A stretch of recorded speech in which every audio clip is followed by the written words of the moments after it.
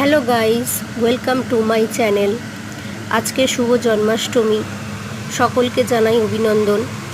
আমি জন্মাষ্টমী উপলক্ষে একটু তালের বড়া বানিয়েছিলাম। প্রথমে তালের থেকে রস বের করে তার মধ্যে ময়দা, চিনি, কলা, নারকেলের কোড়া এবং চালের গুঁড়ো দিয়ে ভালো করে ফেটিয়ে তারপর কড়াইতে তেল দিয়ে